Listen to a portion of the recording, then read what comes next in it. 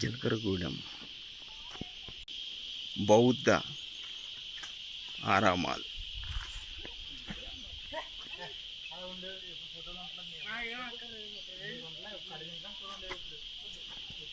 హాలిడేస్లో కానీ లేకపోతే స్కూల్స్ వర్కింగ్ డేస్లో పిల్లల్ని చాలామంది తీసుకొస్తారంట.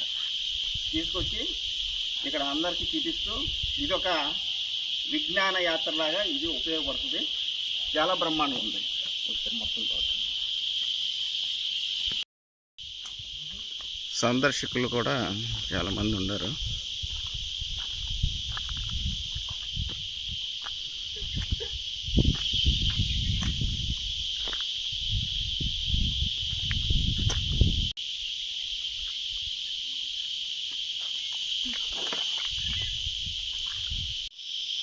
హాయ్ ఫ్రెండ్స్, ఇక్కడ ఒక పెద్ద ఆయన ఉన్నాడు.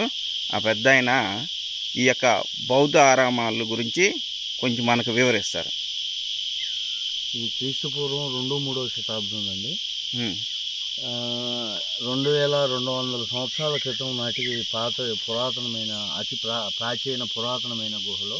ఓకే. అయితే ఇక్కడ 2 మహాయానము హీనాయానము అని ఒక 2 తరాల వారు 200 సంవత్సరాలు జీవించినట్టు చరిత్ర శాసనాలు ప్రకారము తెలియజేస్తుంది. అయితే వాళ్ళు ఇక్కడ అప్పట్లో 200 సంవత్సరాలు జీవించారా? 200 సంవత్సరాలు జీవించారా? 200 సంవత్సరాలు. అంటే హీనాయానము ఒక 100 సంవత్సరాలు, మహాయానము ఒక 100 సంవత్సరాలు. అలాగా 2 తరాలు ఇక్కడ జీవించినట్టు చరిత్ర చెప్తుంది. అయితే అప్పట్లో వాళ్ళు బుద్ధుని గురించి మతబోధ చేసేవాళ్ళు. అప్పట్లో వ్యవసాయం చేసుకునే వారికి, వ్యాపారస్తులకి, తర్వాత గ్రామస్తులకి, విలేజ్ పీపుల్స్కి వాళ్ళు మత ప్రచారం చేసుకుంటూ ఈ యొక్క కొండ ప్రాంతంలో నివాసం ఉండేవారు. చాలా గుహలు ఉన్నాయి, పైన చాలా ఉన్నాయండి. అది దీన్ని మహానాగ పర్వతము అనే దీనికి ఒక పేరుంది. ఓహో. మహానాగ పర్వతం అంటే ఒక మహానాగుడు అని ఒక బౌద్ధ శిల్పి యొక్క ఆధ్వర్యంలో ఈ గుహలన్నీ మలసబడ్డాయి. అశోకుని కుమార్తె సంగమిత్ర, ఆయన యొక్క మనుమడు దశరథుడు వాళ్ళ హయాంలో ఇవి మలసబడ్డాయని చరిత్రకారులు చెప్తుంటారు. చాలా బాగుందండి పైన. ఇది మహాయానం అంటే ఇది సర్పము యొక్క ఆకారం వలె వంకర టింకరగా ఉప్పలపాడు 10 కిలోమీటర్స్ బిలో దీని యొక్క ఆకారము, కొండ యొక్క ఆకారం ఉంటుంది. అందువల్ల దీన్ని మహానాగ పర్వతం అని కూడా చరిత్రకారులు అంచనా. Okay okay. గుంటుపల్లి అంటున్నారు. గుంటుపల్లి అంటే ఇది ఫస్ట్ లో గుడ్డుపల్లి అనేవాళ్ళు అండి. రాను కాలక్రమేణగా గుంటుపల్లి అనే ఒక నామకరణం వచ్చిందండి. యాక్చువల్గా ఇది జలకరగూడెం ప్రస్తుతం. అంటే ఇది విలేజ్. గుంటుపల్లి అంటే పంచాయతీలు. ఇది ఒక చిన్న ఒక ఏరియా, ఒక చిన్న కుగ్రామం, విలేజ్ అనమాట. జలకరగూడెం అంటారు దీన్ని. ఇంకొక పేరు కూడా అంటారు, జలకర మెట్ట అని కూడా అంటారు. దీనికి 2 పేర్లు ఉన్నాయి, జలకరగూడెం అంటారు, జలకర మెట్ట అంటారు. ఓకే, థ్యాంక్ యూ అండి. చాలా విషయాలు చెప్పారు మాకు. ఓకే. జలకరగూడెం బౌద్ధ గుహలు.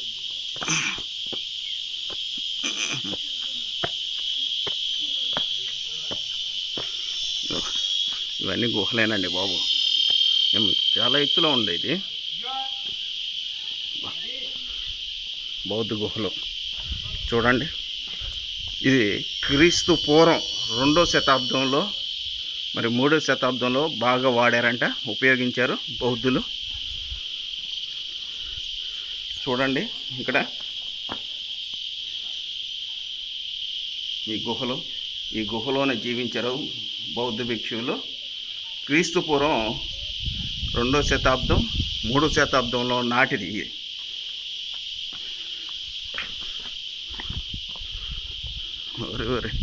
చాలా గుహలు ఉన్నాయండి. ఎంతమంది ఉండేవాళ్ళు.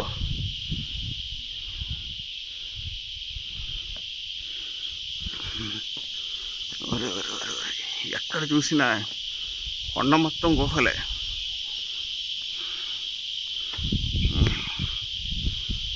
ఎక్కడ చూసినా గుహలే అన్నమాట.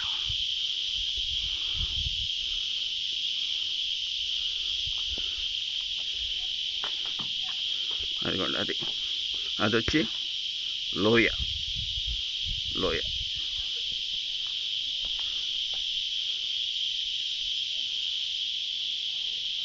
విచిత్రం ఏంటంటే ఇది గుంటుపల్లి గుహలు అన్నారు. గుంటుపల్లి గుహలు అంటే మనం విజయవాడ దగ్గర అనుకుంటాం, కాదు. ఇది ఏలూరు దగ్గర జిలకరగూడెంని గుంటుపల్లి గుహలు కూడా అంటారంట. మరి ఇక్కడక్కడ గుహలు ఉన్నాయండి. ఎక్కడ చూసినా గుహలే.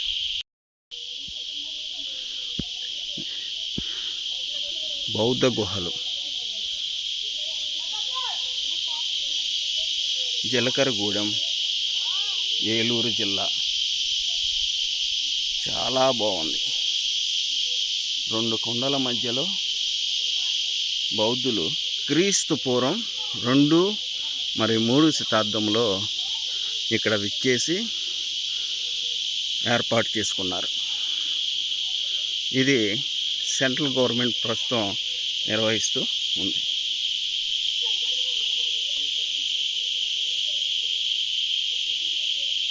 ఇక్కడ ఫారినర్స్ వాళ్ళు కూడా వస్తూ ఉంటారా? ఫారినర్స్ వస్తుంటారు. టిబెట్, చైనా, జర్మనీ, జపాను, ఇవన్నీ ఫారిన్ కంట్రీస్ అన్నీ ఇక్కడ వచ్చి సందర్శించుకొని వెళ్ళిపోతారు. అంటే వాళ్ళు మెడిటేషన్ చేస్తుంటారు. ఒక 3 hours 4 hours మెడిటేషన్ చేసుకొని తర్వాత వెళ్ళిపోతుంటారు. అట్లయితే దీనికి చాలా చరిత్ర ఉంది.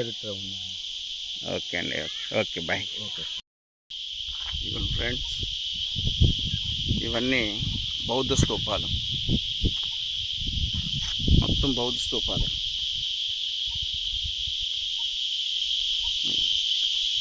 మొత్తం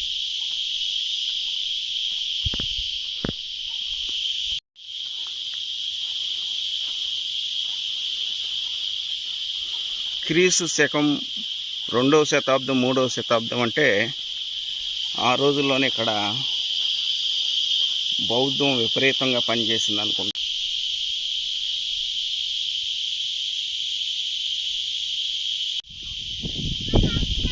ఎట్లానండి వీడియో.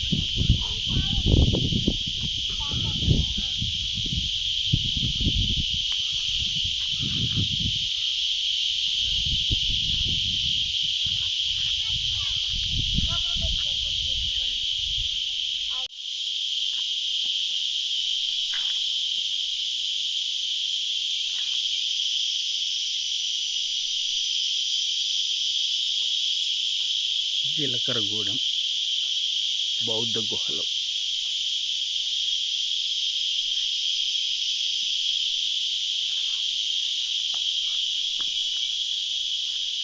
ఇది ఒక పర్యాటకమైన ప్రాంతంగా అభివృద్ధి చెందింది.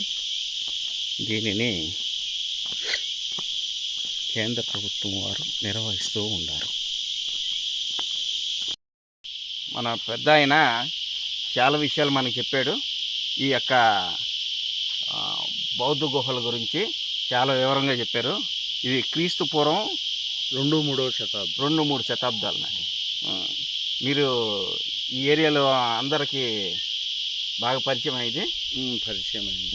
అంటే ఇక్కడే మా నేటివ్ ప్లేస్ ఇది కాదండి, బయట అండి. అయితే మేము ఇక్కడే ఉంటున్నాం జాబ్ నిమిత్తము.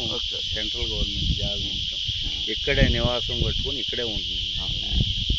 23 years అవుతుంది ఇక్కడే. ఓకే, థ్యాంక్ యూ అండి. Okay sir, thank you. మీ పేరేంటండి? మునిరత్నం రెడ్డి గారు. Okay, thank you sir. Okay, చాలా విషయాలు చెప్పారు మాకు. Okay, thank you. ఇంకోటి